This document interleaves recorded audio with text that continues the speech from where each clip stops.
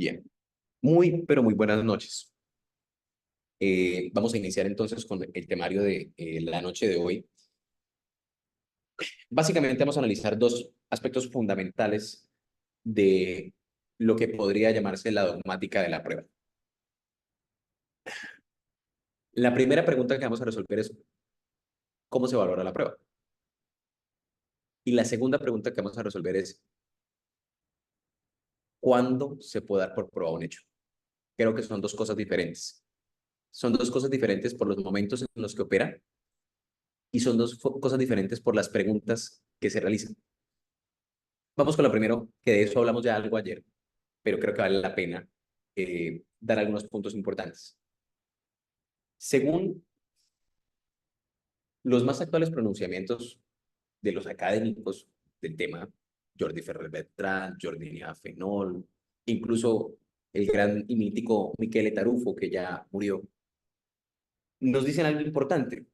Nos dicen, mire, el derecho procesal, o lo que se llamaba el derecho procesal de la prueba, era simplemente una cantidad de técnicas que se tenían en cuenta para poder probar un hecho. Entonces, que si el documento debía ir autenticado, si no debía ir autenticado, que si la pregunta debía realizarse de esta manera, que si no, entonces no valía, que el testigo menor de edad debía estar con esta persona, es decir, una serie de reglas de orden probatorio, pero más bien procesales, es decir, pertenecientes a los códigos. Sin embargo, con la llegada o la influencia de la epistemología como fuente de la filosofía, o como parte de la filosofía dentro de el derecho, pues se ha entendido o se ha puesto el punto en que, pues sí resulta muy importante saber cómo es que se configura la prueba del hecho. Y así se han titulado muchísimos libros, la prueba de los hechos. ¿Por qué? Porque el silogismo, o mejor, la aplicación del derecho en el juez, o cuando el juez va a aplicar derecho, y cuando las partes solicitan la aplicación del derecho, lo que hacen en últimas es una especie de silogismo. Recordarán ustedes la figura del silogismo, que les dice que se parte de una premisa mayor, se llega a una premisa menor y se tiene una conclusión. Entonces, la premisa mayor, ¿cuál sería? Eh, el que matare a otro incurrirá en prisión de X a Y cantidad de tiempo, lo que dice nuestro Código Penal, por ejemplo, artículo 103 colombiano. Esa es la premisa mayor. La premisa menor es si efectivamente se ha acreditado que Pedro, en el caso concreto, mató a Juan. Entonces, ha sido probado que Pedro mató a Juan. Esa es la forma en la que se analiza la premisa. Entonces, la premisa mayor les dice, el que mate a otro incurre en prisión de tanto a tanto. La premisa menor les dice, se ha probado que Juan mató a Pedro. Entonces, la conclusión es Juan debe recibir tantos años de prisión. Esa es la forma en la que funciona esa especie de silogismo jurídico. Bien. Ahora, hay un punto importantísimo que debe ser abordado y es el siguiente. Bien, estamos claros en que tenemos la corrección del derecho. Entonces, el profesor Michele Tarufo se preguntó en algún momento, bueno, ¿y cómo hacemos? ¿Qué debe perseguir la decisión judicial? ¿Hacia dónde debe ir? ¿Debe perseguir la verdad? O sea, ¿de verdad el juez tiene que preocuparse por la verdad o le basta con lo que se probó? Muchos de nosotros habremos escuchado por allí que hay la verdad histórica y la verdad procesal, o la verdad verdadera y la verdad jurídica, como si fueran cosas diferentes, como si los abogados jugáramos, ¿no? Entonces, no, eso es la verdad, pero esta es la verdad. Hay un capítulo de Los Simpson muy particular donde Marge intenta vender unas casas y ella era muy sincera en la forma en la que ofrecía las casas. Entonces, el administrador del negocio le dice, no, no, no, es que tú estás diciendo la verdad, pero esa verdad es fea. Tienes que decir es la verdad, es decir, adornar un poco y tanto que la muta ya y ya no es lo que se hace. Entonces, ¿cuál es la verdad? ¿Qué persigue el proceso? ¿Necesita el proceso perseguir la verdad?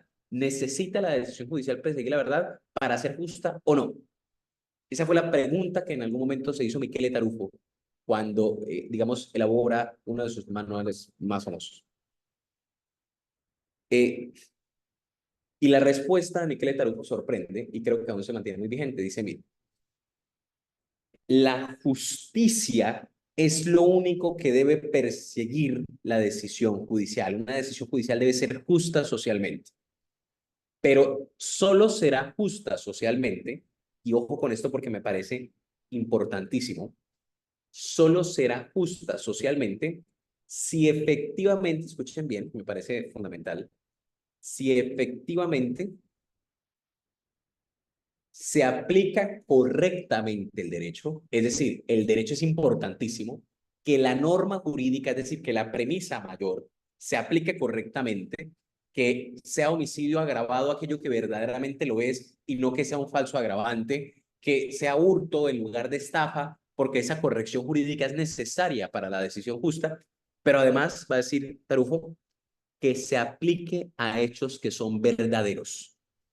¿Por qué? Dice Tarufo, por dos cosas importantes. Porque si el proceso penal, o en realidad cualquier clase de proceso, pero es importante hacer hincapié en la materia que estamos viendo, porque si el proceso no persigue la verdad, bastaría con lanzar una moneda al aire, dice Tarufo, para que la cara o el sello, habiéndolo decidido, determinen si el hecho existió o no. Y eso sería suficiente. ¿Por qué lo dice? Porque los sistemas penales que tenemos un corte principalmente acusatorio, pareciera que renunciáramos al mito de la verdad. Pareciera que dijéramos, la verdad no importa. Lo que importa es lo que se probó. Y principalmente los litigantes pareciera que fuéramos hacia allá. Y Tarufo va a decir algo importantísimo sobre los litigantes. Dice, el juez no puede confiar en los abogados que tiene enfrente. No le es dable confiar en ellos. Él debe ir por la verdad sin confiarse de lo que cada uno le diga. La razón, dice, los abogados corresponden a su interés y su interés es ganar el caso, no hacer la verdad. En cambio, el juez sí debe velar por el interés de la verdad. Esto fue una crítica importantísima que hizo Tarujo y que él mismo fue criticado posteriormente por una razón importante, y es que pues desdeña un poco o parte del hecho de que ningún abogado va a querer la verdad y eso no es así. Hay abogados que, por el contrario, el estándar de la profesión debería predicar la necesidad de la verdad en las diferentes causas que se llevan. Esa es básicamente la, digamos, la estructura que nosotros debemos asumir dentro de este caso. Ya ustedes partirán de sus propias conclusiones, están en grado de maestría, razón por la cual considero que ya pueden adoptar sus propias conclusiones al respecto. ¿Estamos claros hasta ahí? ¿Vamos bien en la configuración? Yo no sé si Silvia en este momento nos está prestando atención. Sí, sí, sí, está correcto, profesor. Aquí estoy. No se sienta, mal. ¿Qué cree? Que ya sé por qué hoy no se ha de haber conectado nadie. Por- Es que aquí en la Ciudad de México, hoy hubo muchas invitaciones a festejar el Día del Abogado. Ah, Entonces, ¿hoy es el día del abogado allá? sí, es el Día del Ah, feliz Abogado. día. Feliz día. Entonces, sí había varias invitaciones a diferentes eventos, en salones, en diferentes situaciones. Yo, porque la verdad tuve que trabajar hoy, Sí, no fui, tuve que ir a hacer una diligencia de un despojo. sí. Entonces, llegué hace ratito a casa. Entonces, yo creo que es por eso que hoy no se conectó nadie, porque es el Día del Abogado acá en la Ciudad de México. Ok, no, no, no, no hay ningún inconveniente. Solamente que la idea principal mía eh, no es no hacer una clase porque me parezca aburrida. Por el contrario, yo intento pues elaborar el discurso, por decirlo de alguna forma. Pero lo cierto es que pues decimos en Colombia, me da afán, o sea, me da tristeza, cosa que la gente se pueda perder la clase, porque estas clases, principalmente esta teoría del delito, son clases en las que se construye con preguntas. Es decir, son importantísimas las preguntas de los estudiantes. Pero igual, decía por ahí una canción al ritmo que toque en bailo, entonces pues la idea es seguir adelante, ¿no? Pero muchas gracias primero por estar, Silvia, y en segundo lugar por tu aclaración. Bueno, obviamente entiendo el contexto social que es muy importante. Igual hacer una clase un viernes a esta hora de la noche debe ser inconstitucional en cualquier estado. Lo que pasa es que no hay una convención que nos lo diga, pero entiendo también esa situación. No hay ningún inconveniente. ¿Listo? Entonces, bien, continúo. Entonces veníamos en que, bueno, la decisión debe ser justa y para que sea justa requiere evidentemente un proceso analítico de la premisa mayor, es decir, la norma jurídica, pero también es fundamental la premisa menor. Y les decía que Tarufo daba su explicación y con esto convenció a la gran mayoría de la doctrina de que sí en efecto se necesitaba de la verdad. Cuando dijo, pues entonces tiren una moneda y láncenla arriba y ya, con eso solucionan el problema de si es cierto o no que Pedro mató a Juan y todo el mundo dice, no, no, no, no, no. Sí, necesitamos saber si lo mató o no, de verdaderamente. Ahora, el problema es, ¿y cómo se llega a la decisión verdadera? Que es el problema más difícil de todos. ¿Cómo sabemos cuándo un hecho es verdad? O sea, ese es el verdadero problema. Ayer vimos parte de la respuesta de la primera pregunta que les hice al inicio. Esta es, ¿cómo se valora la prueba? Y hoy vamos a ver otra pregunta que es fundamental. Y es, bueno, ¿y cuándo estoy autorizado para poder decir que un hecho ha sido probado? Porque recuerden que una hipótesis ha sido probada. Recuerden que en este caso, lo que nos decía, digamos, la teoría del silogismo es que la segunda premisa o la premisa menor es está probado que. ¿Y cuándo estamos legitimados, autorizados para decir efectivamente se probó que? Porque es que pareciera que si yo sometiera el mismo caso con las mismas pruebas a diferentes jueces, pareciera que cada uno va a tomar una posición diferente. O al menos no podría asegurar que ambos o que los diferentes jueces a los que se ha sometido vayan a pensar lo mismo. Y esto es una idea que ha sido aceptada popularmente. Es decir, que las personas entienden que es así. El problema es, bueno, ¿y no creen que hay un problema ahí? O sea, que sea tan subjetiva la valoración del hecho, ¿no creen que es riesgoso que mi libertad o mi proceso dependa de cómo valora un juez determinado? ¿No les parece peligroso en algún momento? Eso es lo que intenta, digamos, preguntarse esta, esta teoría de la racionalidad de la prueba. Entonces, para dar esas respuestas, pues el derecho, o al menos las corrientes epistemológicas han dicho algunos temas importantes. ¿Cómo se valora la prueba? La prueba se valora primero estructuralmente de la siguiente manera. Los medios probatorios se valoran de forma individual y posteriormente se valoran en conjunto. Punto. Individual y en conjunto. ¿Cómo hace uno esto para poder valorar?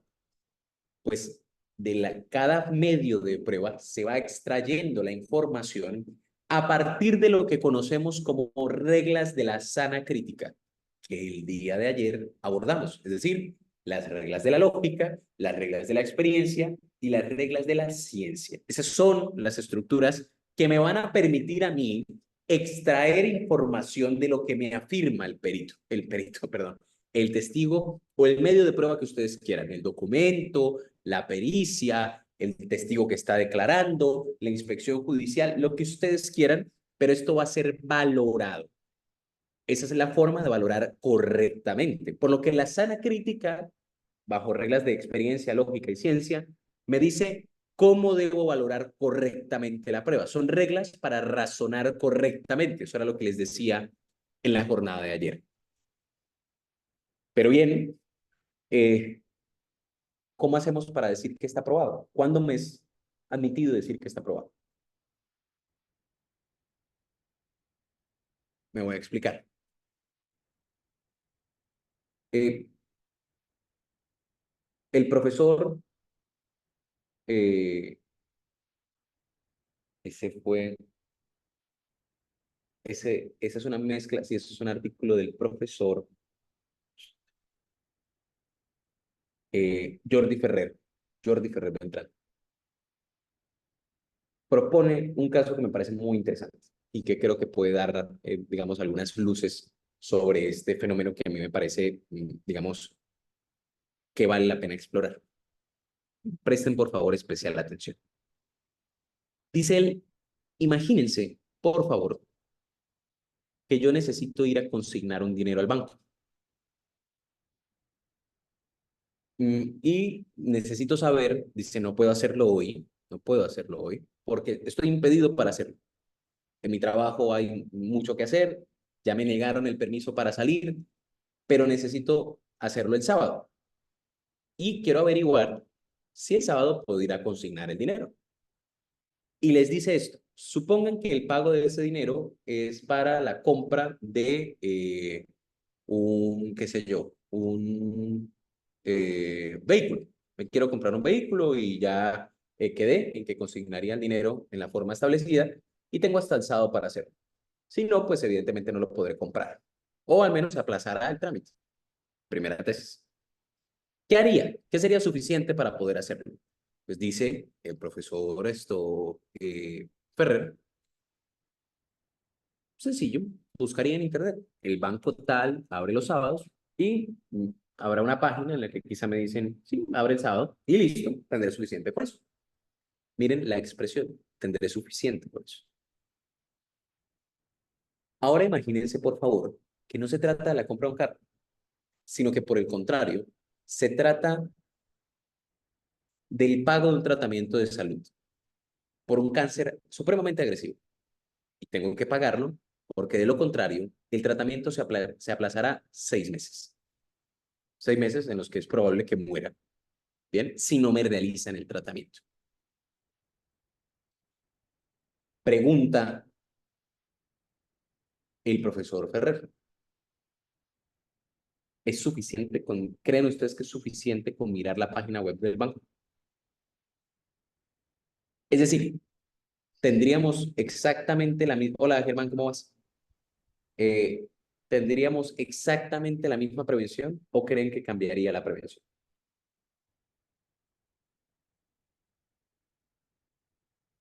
En efecto, el profesor Ferrer afirma, cambia la forma de prevención. Yo tomaría más medidas. Yo intentaría tomar alguna medida adicional para poder aceptar eso como cierto. Porque yo puedo decir, uy, es que la página se puede equivocar, o puede ser que esté desactualizada, o puede ser que no me esté refiriendo a ese banco. Yo no puedo repasar esta oportunidad. Entonces va a decir el profesor Ferrer, dice, la forma de valorar la información es la misma. La forma en la que hago el ejercicio de valoración no cambia, pero lo que cambia es cuando necesito estar más seguro y cuándo puedo admitir más duda. A eso, a esa distinción, se le va a llamar la distribución del error en la decisión judicial. Entonces, se parte de que esa toma de decisiones puede contener errores, es decir, que las personas pueden en algún momento errar al momento de tomar la decisión, pero que el estándar, y para eso dicen, se requiere un estándar que te diga cuándo puedes aceptar, dar por probado el hecho y cuándo no. Y eso dependerá principalmente de lo que se encuentre en juego. ¿Estamos claros hasta ahí?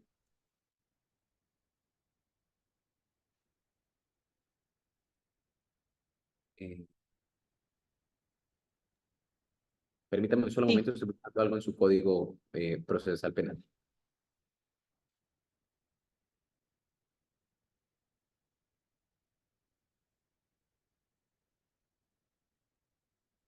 Incluso, si ustedes se dan cuenta, por ejemplo, yo no sé si ustedes recordarán el caso de O.J. Simpson. ¿Recuerdan el jugador de fútbol americano que mató o que se le acusó por matar a su esposa? No sé si lo recuerden.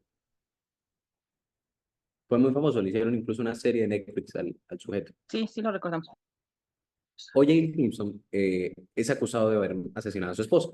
Ahí pues nacieron muchas reglas de técnicas de juicio oral para nosotros y fueron muy famosas en nuestro ordenamiento jurídico colombiano. Se exponían incluso en videos para ver cómo se hacían. Pero lo que quiero que entiendan es que por varios errores en las cadenas de custodia de O.J. Simpson, el jurado declaró la existencia de duda. Pero a O.J. Simpson lo condenan en el civil, es decir, a él lo condenan civil y patrimonialmente a reparar los daños causados con la muerte de su esposa, de su ex esposa y del nuevo novio de su ex esposa. ¿Por qué? Preguntarán ustedes, por un problema de estándares.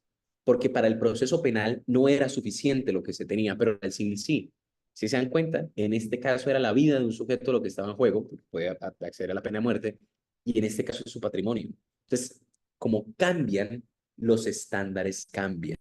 Y ese estándar es lo que nosotros llamamos el umbral probatorio. Es decir, qué tanta prueba necesito. Como se dan cuenta, en el artículo 359 del Código Nacional de Procedimientos Penales de la Cámara de Diputados del Honorable Consejo de... ¿Sí es este? Sí, Estados Unidos Mexicanos. ¿Es este el código? ¿Así se llama? Código Nacional de Procedimientos Penales. Sí, así es el nuevo Código de Procedimientos Penales. ¿Cuándo salió? 2016, creo, ¿sí? Así es. Perfecto. En el artículo 359 les dice algo que me parece excepcional. Valoración de la prueba. El tribunal de enjuiciamiento deberá hacer referencia a la motivación que realice. De todas las pruebas desahogadas, permítanme un momento.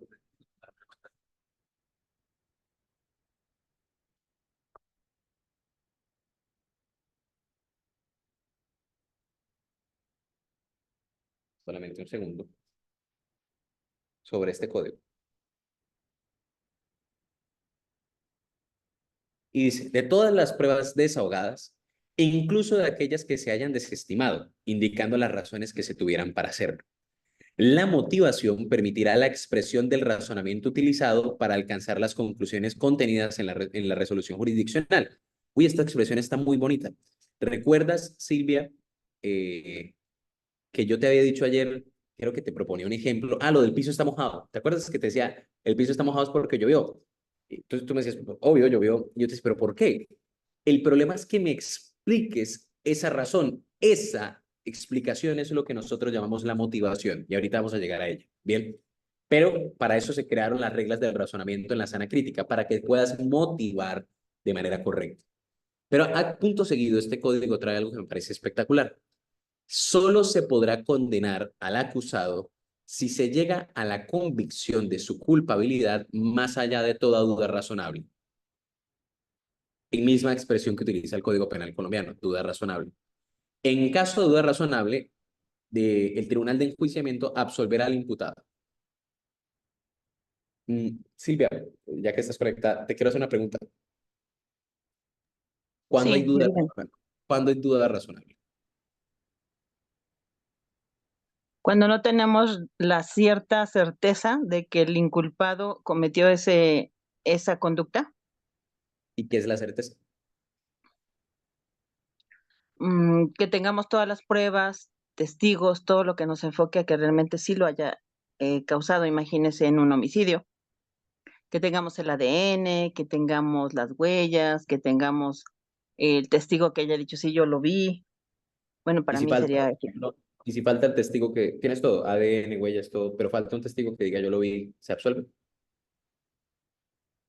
se absuelve al inculpado. Sí. Si falta, por ejemplo, o sea, tienes todo apunta hacia Ujú. allá. Tienes el testimonio, perdón, tienes el ADN, tienes pólvora en la mano del sujeto, tienes la huella en el arma del sujeto, tienes, qué sé yo, un hueco en el pecho del sujeto Ujú. que dejó pólvora también, qué sé yo, tendrías todo, pero falta un testigo, por ejemplo. La fiscalía no encontró ningún testimonio o el Ministerio Público no encontró ningún testimonio y dice, pero esto es suficiente. ¿Crees que debería absolverse porque falta un testigo?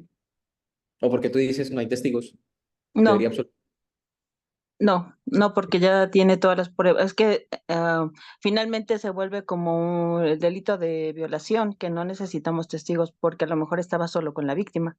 Bien, entonces mira que no son todas las pruebas posibles. O sea, no, pareciera que no hace referencia a los medios de prueba. Si te das cuenta, puede ser Así, que falte un medio de prueba, pero puedo llegar igual a eso. Si te al das cuenta, resultado. exactamente. Y el problema es ese, Silvia, el problema es el resultado. El problema de los códigos es que te dicen muy campante y sonante que tienes que absolver cuando tengas duda razonable. El problema es que no te dicen cuándo tienes duda razonable. Diferente en Estados Unidos, donde sí le dicen al testigo, al jurado, cuándo hay duda. Si te das cuenta, o sea, le dicen, mire, duda es esto. Pero a nosotros nos imponen, porque esa codificación, lo siento, pero es norteamericana, o sea, es gringa, por decirlo de alguna manera, es estadounidense. Y te dicen, duda razonable. Bien. ¿Qué es duda razonable? Objetivamente, o sea, defínelo. Si yo le quisiera decir a todos los jueces qué es duda razonable, ¿tú crees que todos me dirían lo mismo o crees que hay alguno que me dirá cuando esto, otro no, cuando esto, otro podría cambiarlo? No, yo creo que cada juez tendría su opinión en relación a la duda razonable. Yo también lo creo, y así es en realidad. ¿Y no te parece eso como peligroso? Que una misma norma, el mismo código te diga cuándo, o sea, cuándo condenar y cuándo no. Y que cada juez pueda tener su interpretación al respecto, es que eso es muy difícil. O sea, imagínate, yo ya dependería del juez. O sea, dependería no del ordenamiento jurídico. Mi libertad ya no depende de lo que dice la ley. Mi libertad depende de lo que se convenció el juez. Y utiliza una expresión que me parece muy, muy peligrosa y es la convicción. Ayer les decía, los jueces no deben convencerse, porque es que yo me puedo convencer de que mi novia no me es infiel, pero puedo tener los datos de prueba ahí enfrente mío y no verlos, o no razonar sobre ellos. Si te das cuenta, ese es la principal problemática de la valoración de la prueba, que la convicción hace referencia al estado anímico de una persona sobre una creencia. Yo creo que es culpable y por eso lo va a condenar. En cambio, razonar sobre la prueba implica un razonamiento sujeto a correcciones. Usted no puede pensar de esa manera, usted no puede pensar de esta otra, porque estaría violando esta regla o porque estaría violando esta otra. Esa es la principal diferencia. Entonces, mi querida Silvia y mi querido Germán, sí se crearon algunas reglas. Y está la regla de definir el estándar de prueba, al menos el de más allá de toda duda razonable, por la inferencia de la mejor explicación o por la inexistencia de hipótesis alternativas. Entonces les dicen, y esto les sirve mucho para poder litigar, porque en realidad es la única forma de poder definir la duda razonable. Si no, no se puede. O sea, sería epistemológicamente imposible. Permítanme un momentico, por favor. Les voy a pedir solamente un momento. Es que hubo un accidente de tránsito muy grave en este momento en la ciudad y me llamaron como abogado consultor. Es solamente para dar una información. Solamente un segundo. Sí, profesor, adelante.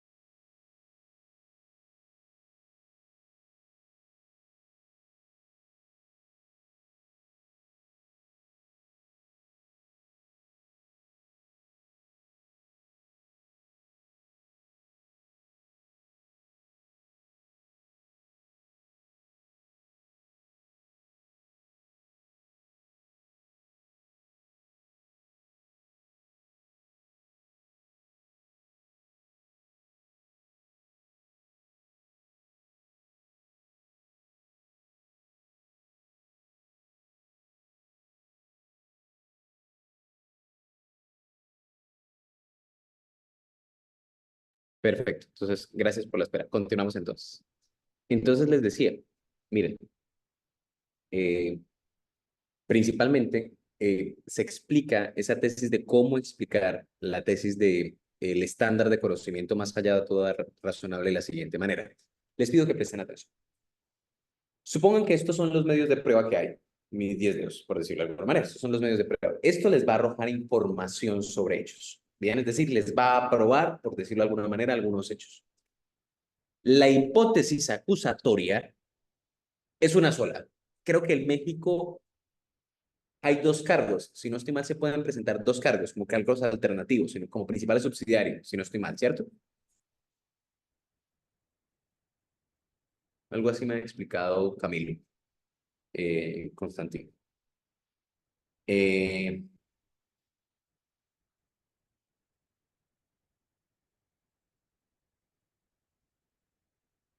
Estaba averiguando, pero no.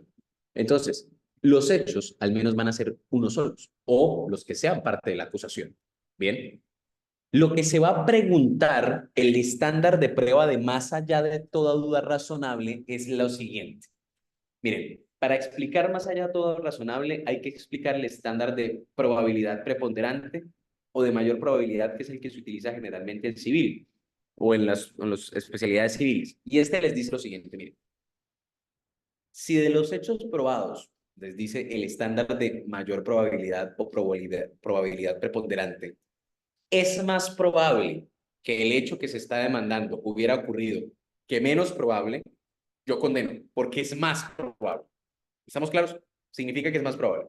Existe cierta probabilidad de que no haya pasado así, pero esa es menor. Cuando hay esa diferencia, condeno, dice el estándar de probabilidad preponderante. Es decir, casi que si uno lo quisiera volver matemático, uno diría como un 51%, es decir, un poco más probable. Ya, eso es suficiente. Bien. Por el contrario, el estándar de prueba de conocimiento más allá de toda duda razonable cambia completamente el panorama. Y les dice, vea, habrá duda razonable si cuando yo analizo los hechos probados, yo solo puedo explicar con ellos la hipótesis acusatoria. Porque, ojo, si de ahí puede surgir una hipótesis que implique la ausencia de responsabilidad o la absolución, por muy poco probable que sea, por muy poco probable que sea, yo tendré que absolver. Porque hay una hipótesis más que puede explicarse, así sea mucho menos probable que la hipótesis acusatoria. A eso se le llama duda razonable.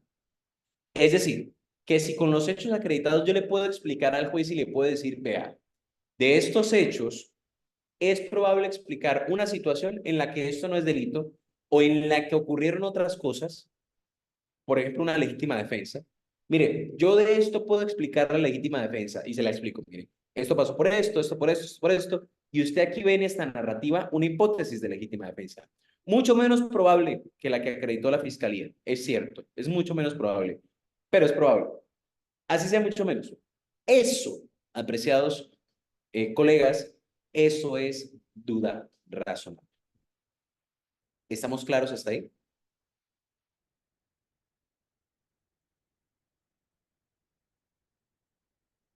Una aclaración importante que debo realizar, y es que el ejemplo que cité no es del profesor Jordi Ferrer Beltrán.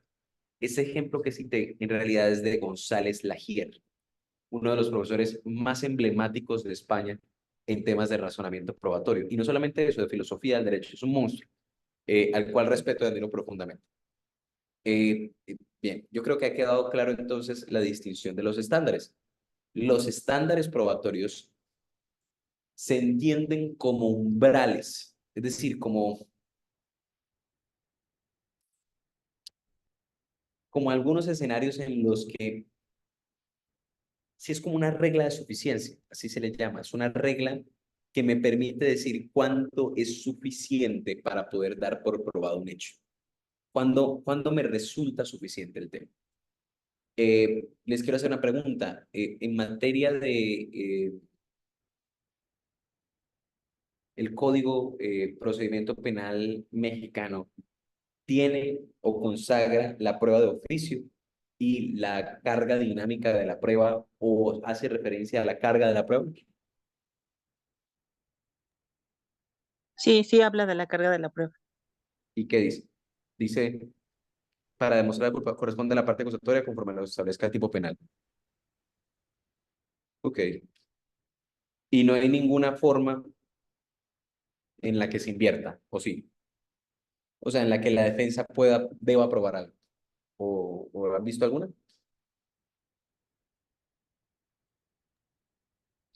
Pues en relación sería como defensor combatir esa carga de prueba. Sería nuestra labor. Ok, pero no, o sea, hay hay alguna situación en la que yo deba probar algo y si no lo pruebo, me lo dan por cierto. Es decir, se entiende que sí pasó así.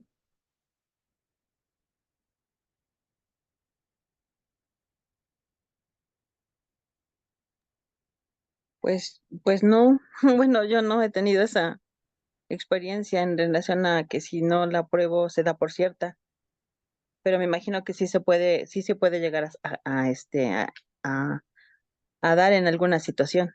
Lo que pasa es que, o sea, ¿por qué lo pregunto? Porque nuestro ordenamiento jurídico es igual muy parecido al de ustedes en realidad. Hay una regla que les dice que la carga de la prueba corresponde a la fiscalía y que, pues, en caso de no cumplirse con las pruebas, pues, se absuelve. Es una regla muy parecida, creo que universal a los procesos penales.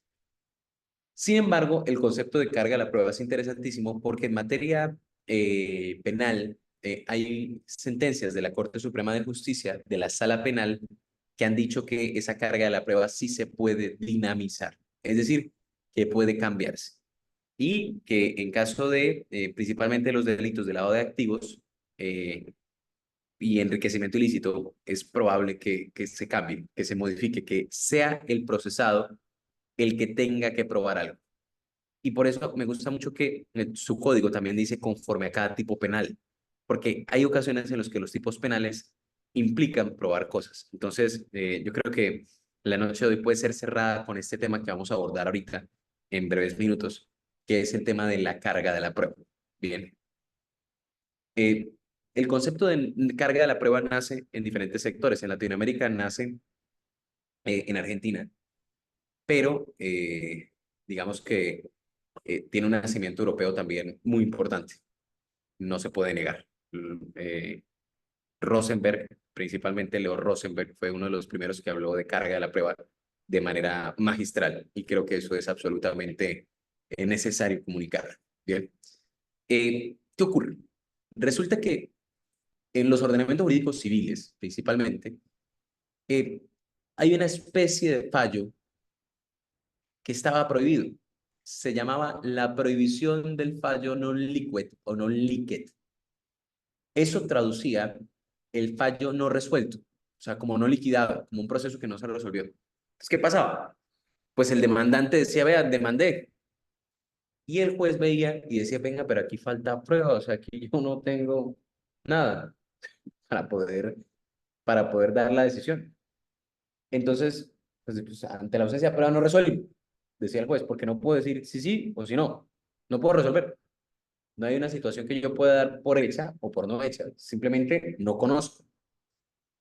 Entonces, profería fallos no liquid, es decir, no resueltos. Entonces decía, pues no resuelto porque ¿qué más? No tengo nada para resolver. Entonces el ordenamiento jurídico y la doctrina del derecho procesal dijeron, venga, no, es que es injusto, estamos negando administración de justicia. El problema se tiene que resolver. ¿Cómo hacemos? Entonces dijeron, vea, vamos a imponer una carga a las partes. Vamos a imponer la carga de que la parte que afirme el hecho lo pruebe. Esa fue la forma inicial, ¿no? Y ojo con esto, porque aquí van a entender la dualidad del fenómeno de la carga de la prueba.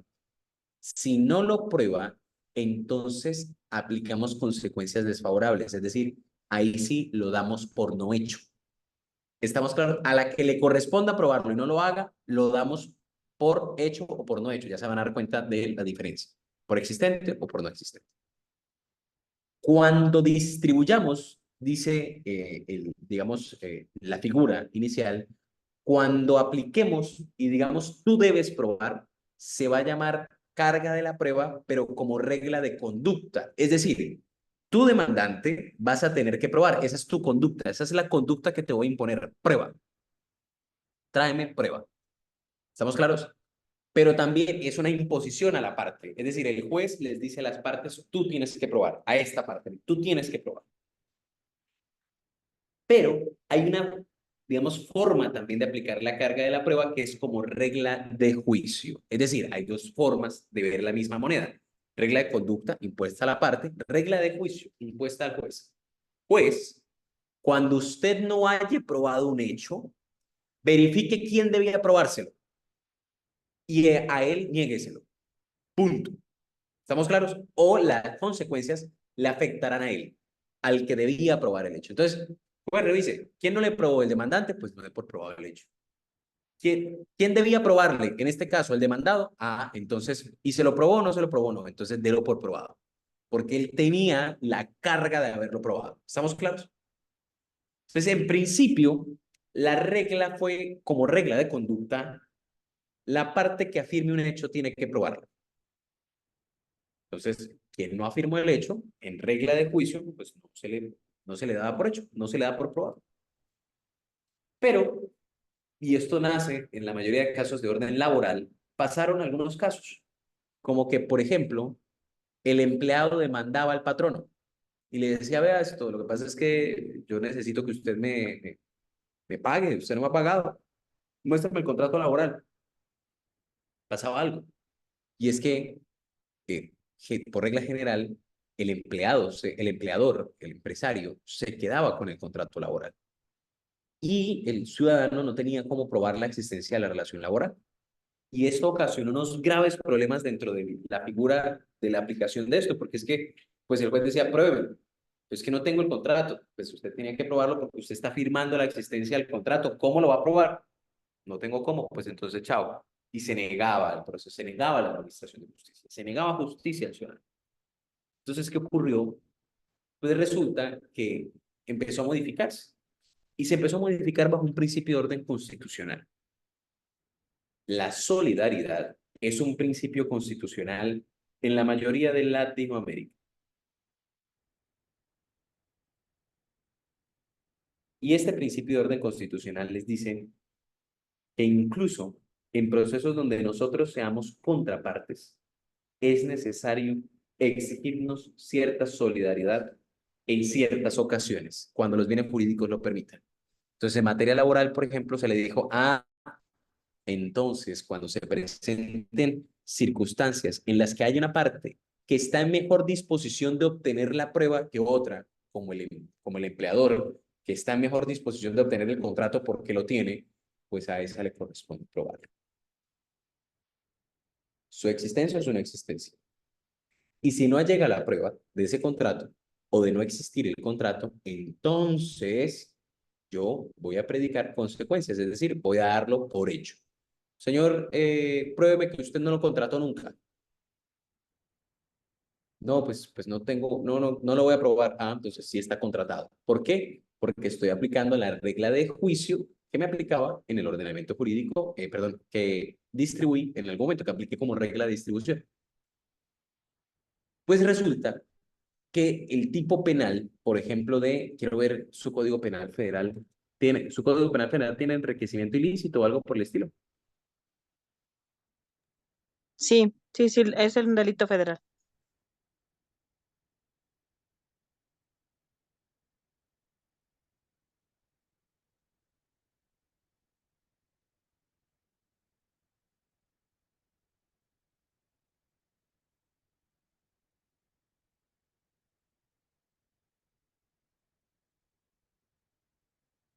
Miren esto, está brutal. Se sancionará, este es el enriquecimiento ilícito de servidor público, ¿no? Se sancionará a quien con motivo de su empleo, cargo o comisión en el servicio público haya incurrido en enriquecimiento ilícito. Existe enriquecimiento ilícito cuando el servidor público no pudiere acreditar el legítimo aumento de su patrimonio o la legítima procedencia de los bienes a su nombre o de aquellos respecto de los cuales se conduzca como dueño. ¿Y qué les está diciendo el tipo penal? Acredite. Si ven que el tipo, por eso la regla de su código, que les dice la carga de la prueba, pero con arreglo a cada tipo penal. En este tipo penal, por ejemplo, ustedes tienen que probar. Si ustedes no acreditan y si ustedes, la fiscalía de hecho puede no hacer nada.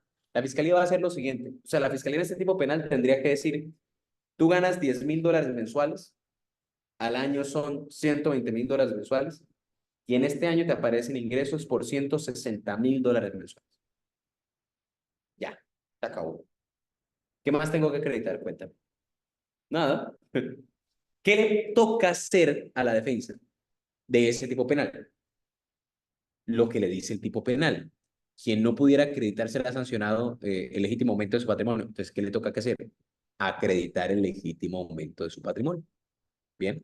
¿Por qué? Porque la misma cláusula sustancial les dice que así debe ser. ¿Estamos claros hasta ahí, preciados colegas? Sí, así es.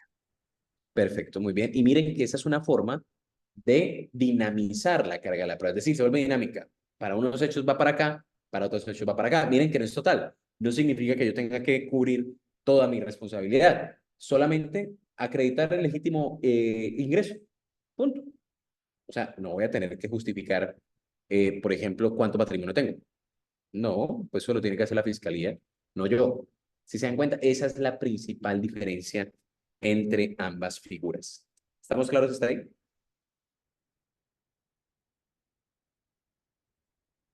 Bien. Hay otro tema que me interesa, que va muy aparejado, porque creo que podemos abordarlo un poco. Hay otro tema que me interesa y que va muy aparejado al fenómeno de la carga de la prueba, que es la prueba de oficio, generalmente prohibida dentro de los ordenamientos jurídicos penales. Les quiero preguntar, ¿aparece en su código?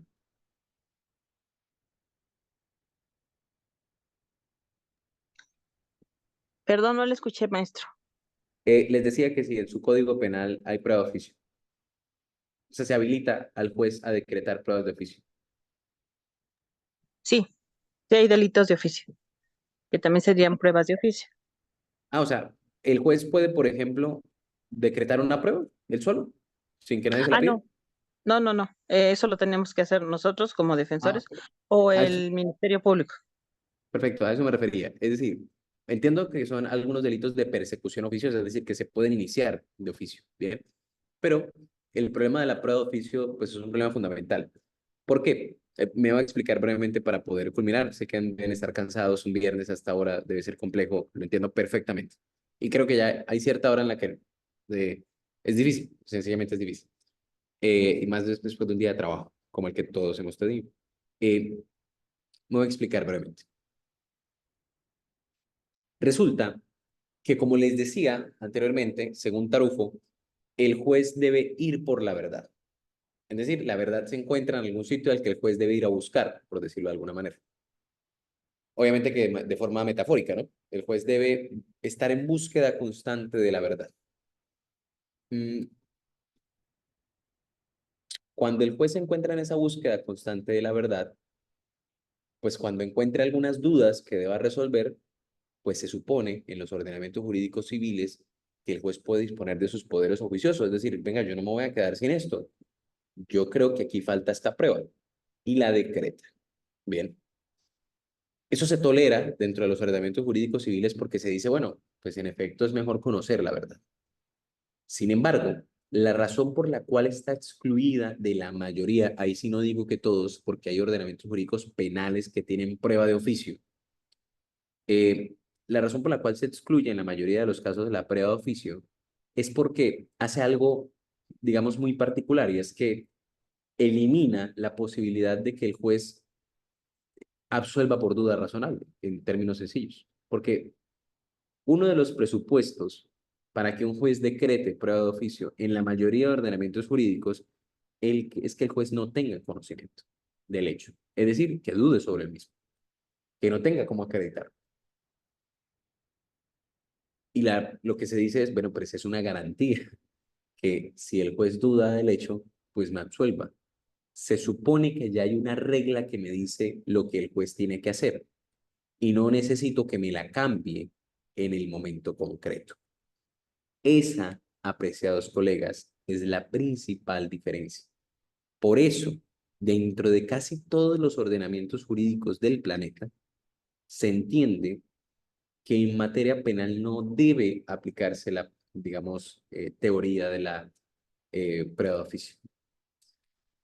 Porque por allá, algún profesor argentino diría, vea, solo puede ir en contra del procesado.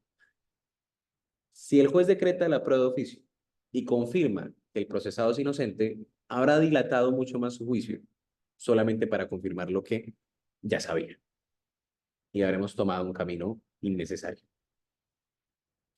Pero si soluciona su duda, el procesado se habrá visto ante un juez que se volvió parte, porque lo que terminó haciendo fue coayudando a la fiscalía en una labor que le fue imposible realizar y que por el contrario pudo defender de manera muy satisfactoria. Entonces, no hay ninguna ventaja para el procesado en la prueba de oficio. Todas son desventajas. Esta me parece una argumentación legítima y muy poderosa para poder definir qué es y qué no es la prueba de oficio dentro del proceso penal. Un último tema, y les prometo ya ahora sí acabar con esto, es precisamente el siguiente, y es eh, cuando se presenta, yo no sé, dentro del ordenamiento jurídico colombiano existe, y sé que dentro de los diferentes órdenes jurídicos también. Eh, A veces, cuando termina el interrogatorio cruzado, los jueces pueden hacer lo que llaman preguntas complementarias. Es decir, el juez puede decir, creo que me faltó esta pregunta, creo que aquí hay tal cosa. En ese caso, eh, pues lo que suele ocurrir es que el juez puede exacerbarse en la cantidad de preguntas que va a realizar e incluir temas nuevos que no fueron objeto del interrogatorio cruzado. Es decir, que ninguna de las partes tocó dentro de las preguntas que se encontraba realizando. Y cuando eso es así, apreciados colegas, pues se ha entendido teóricamente que en estricto sentido está produciendo nueva prueba.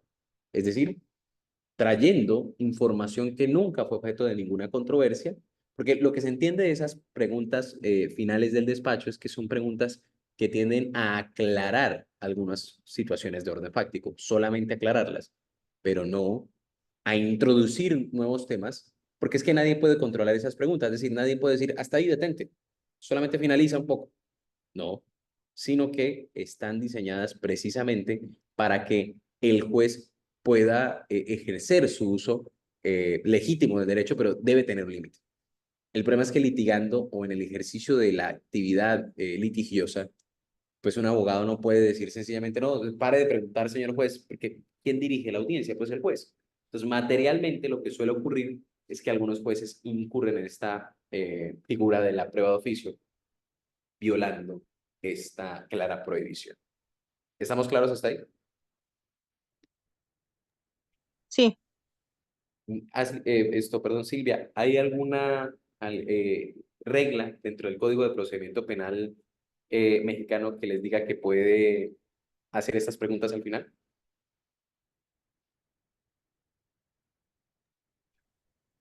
ahí sí le voy a quedar mal. No recuerdo que haya una regla en sí en el código. Está bien, voy a buscar para la siguiente clase porque creo que sí la hay. Voy a ver dónde. Ah, ok. Yo también la eh, voy a investigar. ¿cómo se llama? Voy a buscar acá interrogatorio.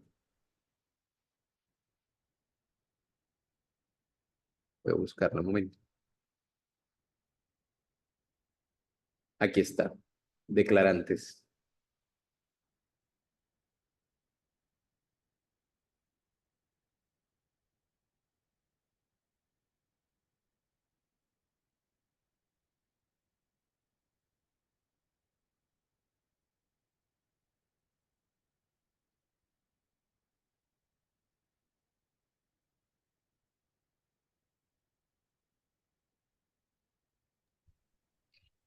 De hecho, el maestro, en lo personal, me ha tocado que Sí. cuando hay duda ante el juez, él hace Sí, preguntas para, imagínate. ahora sí que para disipar sus dudas. Sí, pero ¿no te parece como contradictorio? Porque pues si tiene dudas, Germán, pues absuélvalo. ¿No te parece? O sea, es como una forma de decir, de anticipar lo que debería ser el sentido del fallo.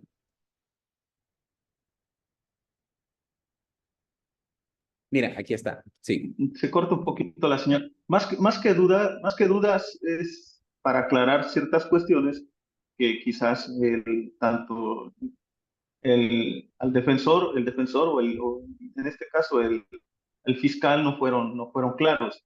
sí. Mira, aquí está. Este es el artículo. Acá está, míralo. Artículo 372. Entonces les dice, los testigos, peritos o el acusado responderán directamente a las preguntas que les formulen el Ministerio Público, el defensor o el asesor jurídico de la víctima en su caso. El órgano jurisdiccional deberá abstenerse de interrumpir dicho interrogatorio, salvo que medio objeción fundada de parte o bien resulte necesario para mantener el orden y decoro necesarios para la debida diligenciación de la audiencia. Y miren lo siguiente.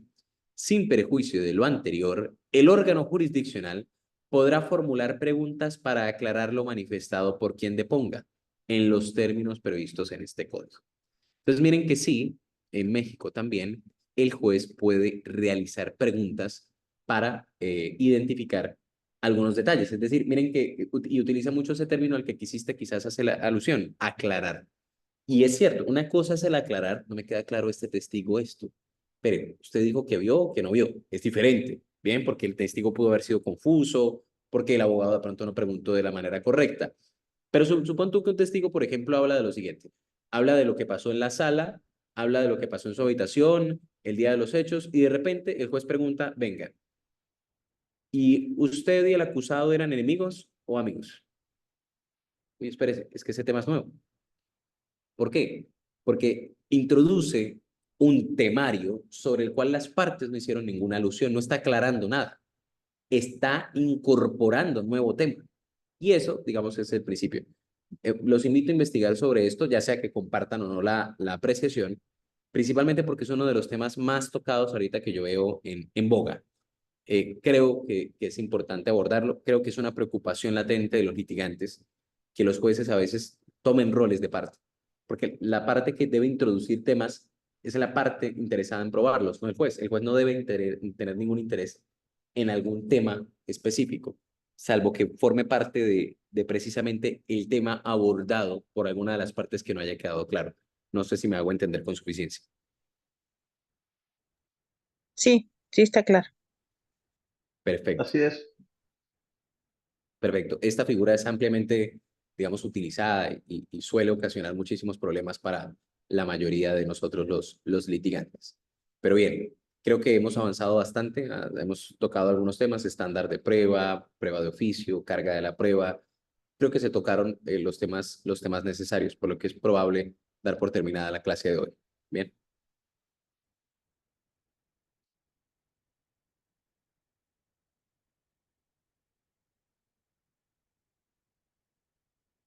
Hola. Sí, Perfecto. Está bien. Ya pueden desconectarse, no hay ningún inconveniente. Los autorizo a hacerlo. Ok. perfecto. Pues que descanse, bonito fin de semana. Nos vemos la siguiente clase. Así es, que estén muy bien. Chao, chao. Muy interesante. Eso a mí sí me gustó retomar un poquito más todo lo que estamos viendo, la carga de prueba y todo esto, porque finalmente a veces cuando uno no lo tiene en práctica se va como que perdiendo. Es que finalmente yo siendo penalista, ahorita me he vuelto más civilista que penalista por ¿Por el qué? trabajo, porque a ¿Dónde, veces sale más trabajo de civil que penal, entonces nos hemos enfocado un poquito más, pero hay que retomar todo. Muchas gracias. dónde estás trabajando? Ahorita ya litigando por mi cuenta. Ah, ok, ok. Ya, Los ya, casos. desde el 2017, ajá, que ya renuncié, ya estoy Ajá. como litigante.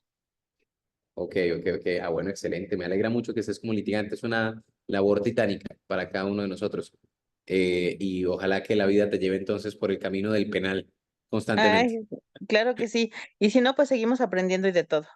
Claro, por supuesto. Esa es la intención constante, seguir aprendiendo. Esa es la meta. Sí, muchas gracias, Ahí sí profesor. podemos. Que descanse. Bueno, con mucho gusto. Espero que estés muy bien, Silvia. Hasta luego, gracias.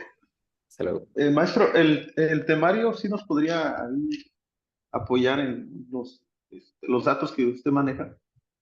Sí, por supuesto, les voy a crear una carpeta, ¿les parece? Donde les envíe los artículos, libros que están siendo referenciados constantemente, ¿les parece? Ah, estupendo. Sí, Sí, claro, claro. excelente. Bien, voy a hacer una tareita, no se vayan a desconectar. No, Eh, Voy a enviarles acá algunos textos.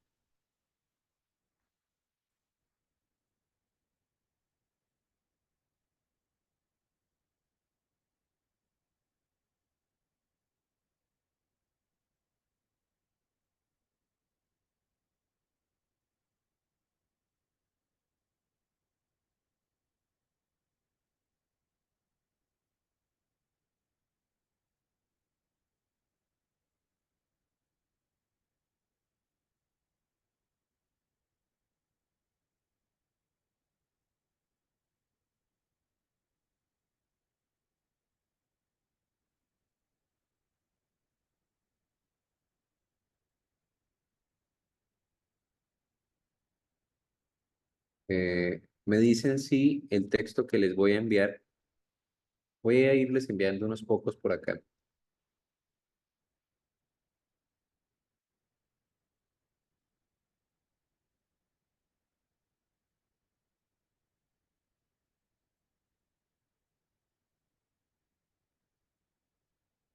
Yo creo que si pudieran leer este texto que les voy a enviar,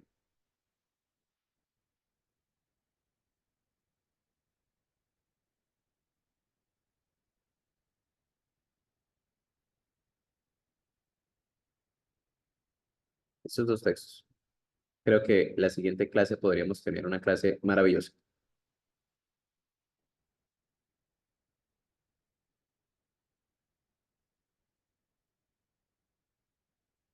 Este,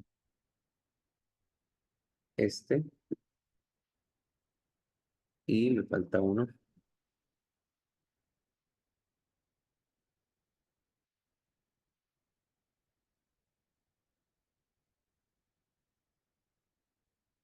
Alguien hizo gol.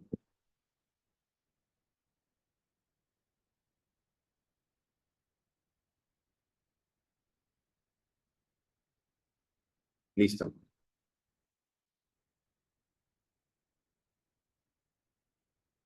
Listo.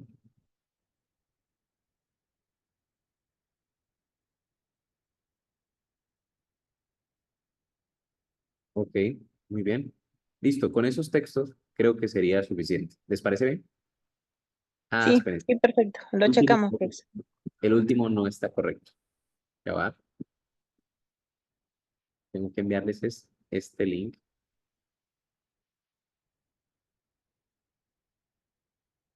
Listo, ya. El último es este. Muy bien. Entonces espero que puedan checarlos y nos vemos en la siguiente clase. ¿Listo?